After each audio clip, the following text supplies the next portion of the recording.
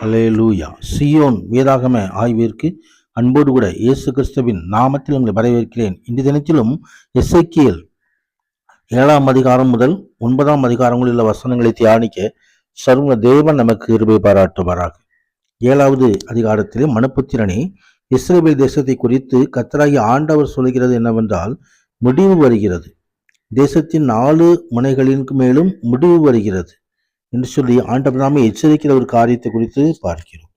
இஸ்ரவேலருக்கு கோபாக்கினையின் நாளும் அழிவின் நாளும் விரைவில் வரும்.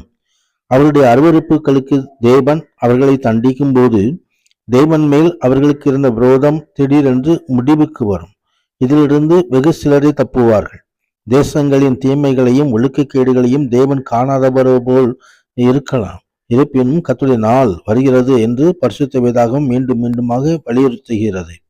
அந்த நாளிலே முழு உலகத்தின் மேலும் அழிவை கோபாக்கினையை கொண்டு வரும் நியாய தீர்ப்பு வெளிப்படும். யூதாவின் மேல் இறுதியாக தேவ கோபாக்கினையின் நாள் வந்தது போல இவ்வுலகத்திலே தீய ஒழுக்கத்தோடு நிறைந்த பெருமையுள்ள எல்லார் மேலும் அத்தகைய நாள் வரும் என்று சொல்லி 1 தெசலோனிக்கேயர் 5ஆம் அதிகாரம் 2வது வசனம் தெரிவிக்கிறது. தேவன் வரப்போகும் கோபாக்கினை இவ்வுலகில் விழும் போது அநீதியுள்ள மக்களின் செல்வமும் அளவில்லாத சொத்துக்களும் அவர்களை தப்புவிக்க முடியாது. அளவுக்கு அதிகமான உலக ஆதாயத்துக்காக சுயநலத்தோடும் தேவ மக்கள் பாடுபடாமல் இருப்பதில் கவனமாக இருக்க வேண்டும். அவ்வாறு பாடுபட்டால் அந்த உலக பொருட்கள் நம்மை திருப்தி அடைய செய்யாது.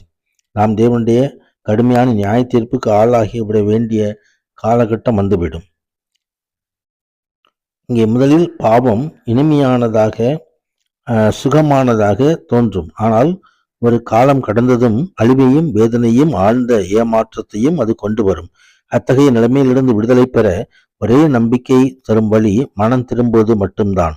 விசுவாசத்தோடு தேவனிடத்தில் திரும்பி பாவத்தின் பரிகாரமாய் இயேசு கிறிஸ்துனுடைய மரணத்திலே நம்பிக்கை வைத்து அவருடைய இரத்தத்தினாலே கழுவப்பட வேண்டும். கதிரசாமியும் 8வது அதிகாரத்தில் தேவனுடைய ஆலயத்தில் விக்கிரக ஆராதனை நடைபெறுவதை குறித்து அங்கே தெரிவிக்கப்படுகிறது. எருசலேமுக்கு தேவ தரிசனத்தின் மூலம் எசேக்கியேல் கொண்டு போகப்பட்ட போது பயப்படத்தக்க தேவ பிரசன்னத்தையும் வல்லமையும் அவர் அனுபவித்தார். இவ்வாறுதான் பரிசுத்த ஆவியானவரால் நிரப்பப்பட்டு தரிசனங்களையும் சொப்பனங்களையும் கண்டு புதிய ஏற்பாட்டு விசுவாசிகள் தேவ பிரசன்னத்தையும் வல்லமையும் அனுபவிக்க முடியும்.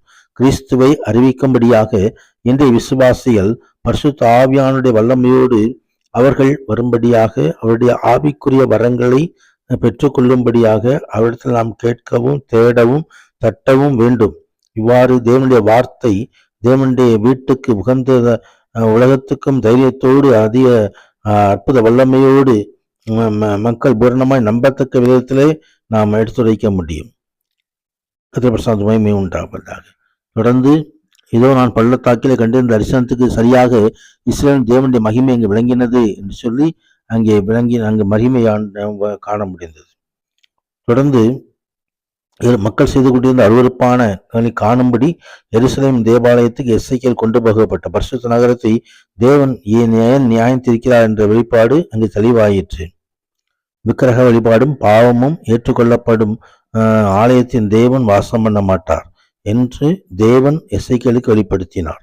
உலகத்தோடு இசைந்தும் அப்போஸ்தலர் உபதேசத்தை கைவிட்டும் ஒழுக்கக்கேடுகளை சகித்தும் வருகிற சபைகள் தேவனுடைய பிரசன்னத்தையும் அவருடைய ராஜ்யத்தின் கிடைக்கும் இடத்தையும் இழந்துவிடும்.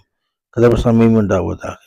ஆம், பாபிலோனின் தாவர கடவுள் தான் அங்கே தம்மூஸ். எருசலேமின் வீழ்ச்சியின் சமயம் தாவரங்கள் செத்துப்போனதால் அந்த தேவனே மரித்து விட்டதாக எண்ணி மக்கள் துக்கம் கொண்டாடி கொண்டிருந்தார்கள். கர்த்தராகிய ஆண்டவரை புறக்கணித்து விட்டு இத்தகைய தேவனிடத்திலே உதவிக்காகவும் ஆசீர்வாதத்துக்காகவும் யூதாவின் பெண்கள் திரும்பினார்கள். இங்கே 17வது வசனத்துல பார்க்கிறோம். அவர் என்னை நோக்கி, மனுப்புத்திரனே, இதை கண்டாயா?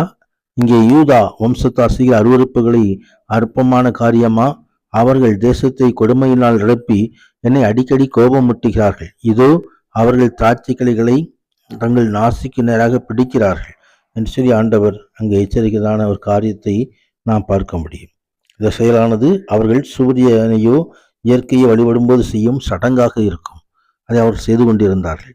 9வது அதிகாரத்திலே விக்கிரக ஆராதனையில் கொலை செய்யப்படுகிறதான காரியத்தை குறித்து பார்க்கிறோம்.